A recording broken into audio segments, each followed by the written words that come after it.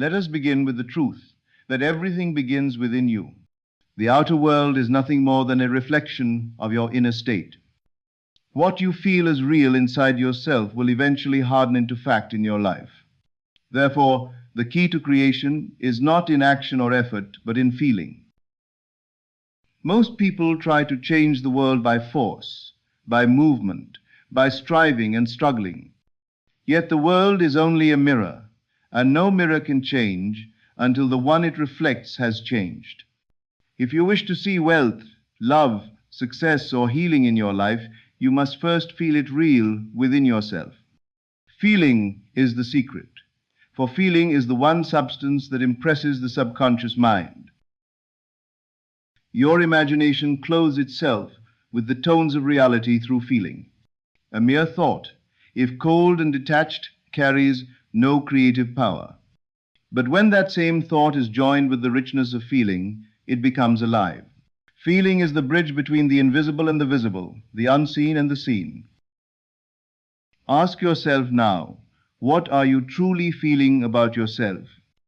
Not what you think, not what you hope, but what you feel to be true in the depths of your being. For it is from that depth that your world is constantly being shaped. To feel poor while thinking of wealth is to remain poor. You must dare to feel rich even before a single coin shows itself. You must dare to feel loved even when you are alone. You must dare to feel healthy even in the presence of sickness. This daring to feel beyond appearances is the great art of creation. Do not confuse feeling with emotion alone. Emotion rises and falls, but feeling is deeper, steadier, and more enduring. Feeling is the state of consciousness you accept as your reality. It is the atmosphere in which you inwardly dwell. When you assume the feeling of your desire fulfilled, you are not asking, pleading, or hoping. You are claiming, possessing, and living inwardly in the end. The subconscious mind cannot resist such assumption, for it accepts feeling as fact. And what is accepted by the subconscious will inevitably manifest in the outer world. So tonight, as you prepare for rest, do not simply think about your desire. Enter into it with feeling, as though it were already yours. Rest in that feeling as naturally as you would rest in your own home. And you will find that the world in due time conforms itself to the state you dared to feel. You must understand that imagination is not a vague daydream. It is a spiritual act. When you feel, you are impressing upon the subconscious, and the subconscious creates according to the impression received. To enter the state of the wish fulfilled, you must withdraw from the outer world. Close your eyes and quiet the senses. The outer world will insist that nothing has changed, but you are not concerned with appearances. You are concerned only with the inner reality you are now assuming. Begin with something simple. Take the desire you hold for money. Ask yourself, how would it feel if I already possessed the money I need? Not how it might come, not who might give it, but simply how it feels to have it now. This is the entrance. You do not speculate. You do not argue with reason. You move directly into the state by feeling its reality within you. The feeling may first appear faint, like a whisper, but as you dwell upon it, it grows in strength. The subconscious does not respond to words or empty affirmations. It responds only to the feeling of the wish fulfilled. Imagine the relief of having your bills paid. Imagine the freedom of choosing without counting. Imagine the security of knowing abundance is already yours. And let the emotion of that possession rise within you. Remain in that state until it feels natural, not forced, not strained, but natural. The moment it feels natural, the impression is made. And what is impressed must be expressed. You may leave the imaginal act and go about your day, but the seed has been planted. You will find circumstances reshaping themselves to reflect your inner assumption. You may not see movement at once, but the law is certain. What you feel yourself to be, you will inevitably express. Feeling it real means engaging the senses of your imagination so fully that the inner act becomes more vivid than the outer fact. You cannot stop at mere words or empty affirmations. Words are scaffolding, but it is the inner experience that builds the structure. The world is not moved by what you say, but by what you inwardly feel is true. When you imagine, you must allow the senses of hearing, seeing, touching, even smelling to come alive. If it is money you desire, do not merely say you are wealthy. See the numbers written in your hand. Hear the sound of paper as you unfold it. Feel the weight of coins or the smoothness of a card. Give your inner scene depth by touching it with the senses you use daily. The reason this works is because your subconscious mind accepts the imaginal act as reality. It does not distinguish between what is vividly imagined and what is physically experienced. If you can persuade yourself inwardly through sensory vividness, the outer world will conform. What is impressed within must be expressed without. Do not think you must create a long or complicated drama. A short, simple scene, felt clearly, is far more powerful than hours of empty daydreaming. For example, the feeling of shaking a friend's hand in congratulations or receiving a letter that affirms your success may be enough. Keep it short, keep it vivid, keep it real. Practice by imagining ordinary things. Touch the fabric of a chair in your imagination and feel its texture. Smell the fragrance of a rose without one being in front of you. If you can do this with small things, you can do it with your desires. The mistake many make is waiting for outer evidence before they permit themselves to feel. They hold back their imagination until the senses confirm it. But the law works in the reverse. The inner must come first, the outer follows. So discipline yourself to feel from the end now, not hoping that it will be, but experiencing as though it is already so. Let your senses testify in imagination, and soon the world will rise up to bear witness in fact. Remember, the world is only the mirror. It cannot reflect what you do not inwardly accept. Sensory imagination is the key that unlocks the door between the invisible and the visible. Feel it real, and life must obey. When we speak of feeling, we are not speaking of excitement or emotion. We are speaking of the deep inward knowing that what you imagine is already yours.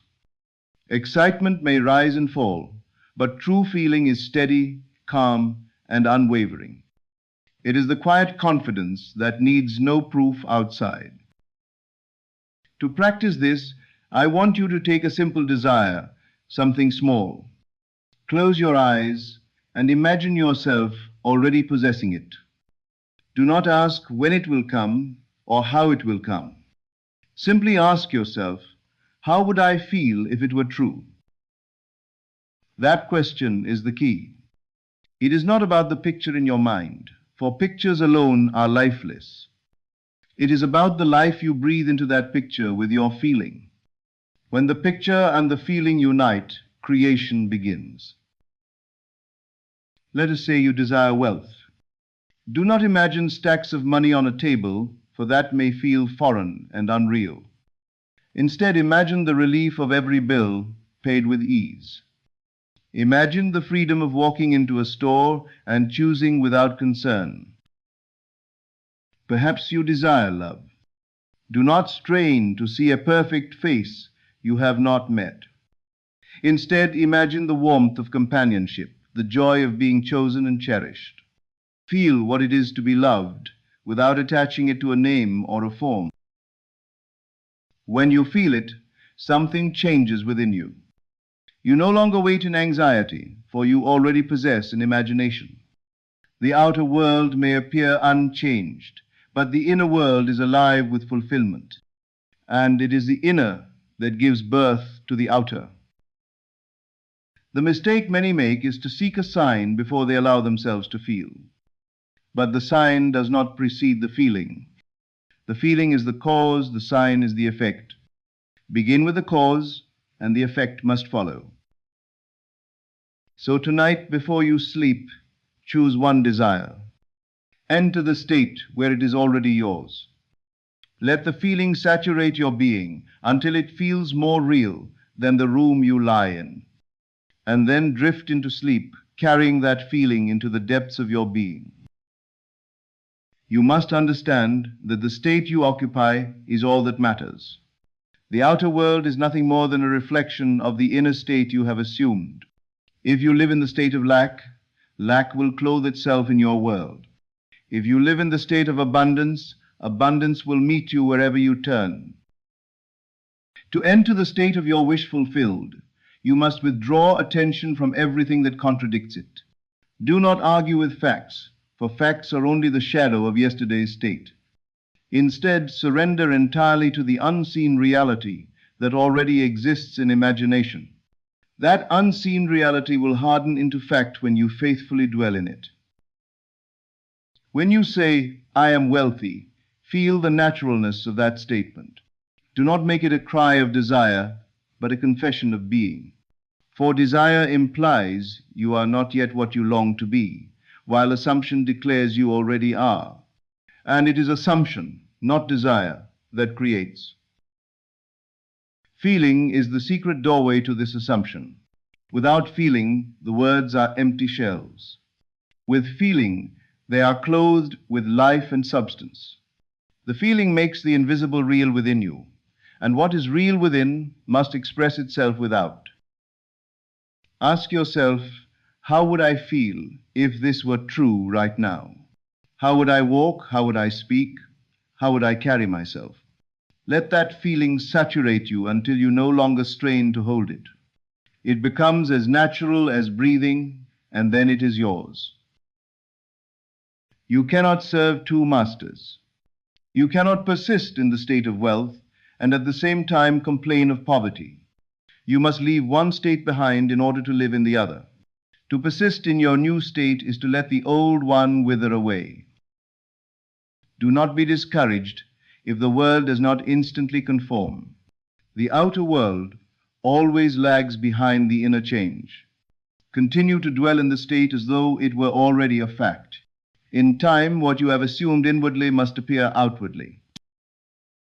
So I tell you, feel the state of your wish fulfilled and dwell in it. Make it your home, not a passing thought. Live from it in the stillness of your imagination, and the world will echo it in form. That is the law, and the law never fails. When you hear the words, "Feel it real," do not make it mechanical. It is not about repeating words, nor about forcing images. It is about sinking deeply into the mood of the wish fulfilled. The mood is the secret. Every achievement in this world begins as a mood. Before you gained anything, you first felt the reality of being the one who had it. You carried that mood with you, sometimes unconsciously, until the world responded. And the world will always mirror back the mood you sustain within. The mood of wealth is not counting dollars. The mood of health is not checking symptoms. The mood of love is not looking for signs from another. The mood is the silent inner conviction that it is already yours. If you can catch the mood of your desire fulfilled, you do not need to know the means. Life itself will move to arrange it. The people, the circumstances, the opportunities will rise and present themselves. But they come only because you carried the mood first. Do not seek the outer proof. Proof begins within. Take a moment now and breathe in the mood of what you desire. Let the body respond. Let the heart quicken. Let the spirit rest in its certainty. Remain there. Even if only for a minute, remain there. The world outside may call you back to reason, to doubt, to fear. But the power lies in the one who can return, again and again, to the mood of fulfillment. You are not trying to create something new. You are recognizing what has already been accepted in imagination. That acceptance, clothed in feeling, is the true reality, and all else must bow to it in time. So I say to you tonight, do not chase the thing you want. Choose the mood of already having it. Let that mood become natural. Let it become familiar. Let it become the atmosphere in which you walk. And soon you will see the outer world bend to reflect your inner state.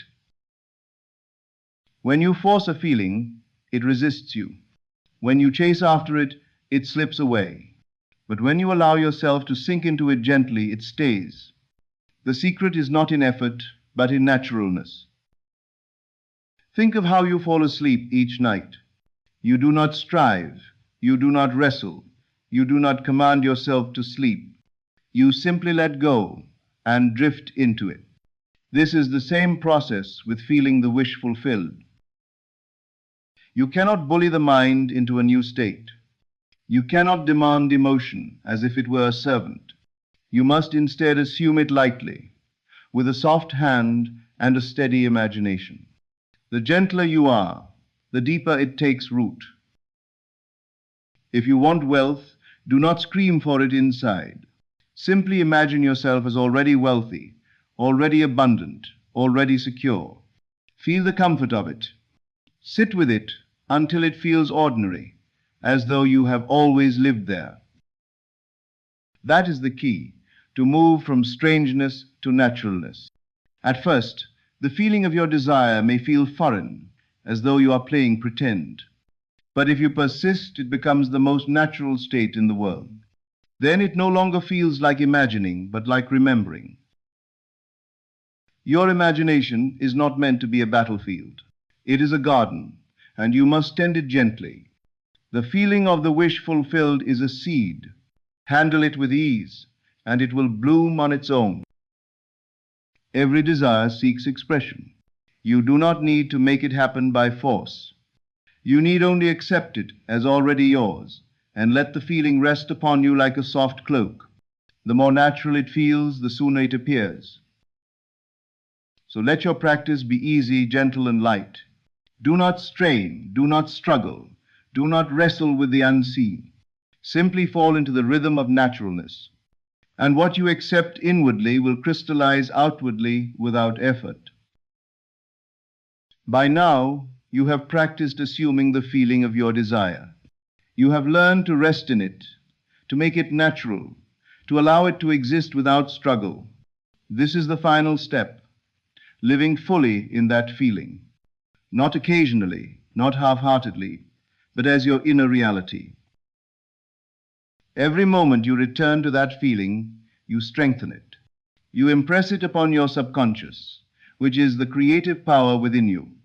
It is not outside circumstances that create your reality, but the living assumption held within. The outer world will obey the inner law. Do not wait for proof. Do not wait for evidence. The proof is in your inner feeling. Assume it is real. Assume it is yours. Assume it as naturally as you breathe. This is how manifestation is certain. It is not imagination as mere fantasy, but imagination as reality. When you imagine with feeling, you are not pretending. You are accessing the true state of being that already exists for you, and your outer world must follow the inner. Let your days be filled with this practice. Begin with a moment in the morning, a moment in the evening, and repeat whenever doubt arises. Each time, feel it completely, fully, and gently. Make the feeling your constant companion. The law is simple. You feel first, and then you see. You live in the state of having, and the world outside will conform. Nothing else can alter this law. Your inner world is always primary. Remember, this is not effort, struggle, or striving. This is acceptance, relaxation, and assumption. It is not doing, it is being. And when you are fully being the feeling of your desire, it must appear. So carry this practice with you daily. Trust it, love it, and live it. Your desires are already within you, and as you dwell in their feeling, they will manifest in your outer world effortlessly, naturally, and inevitably.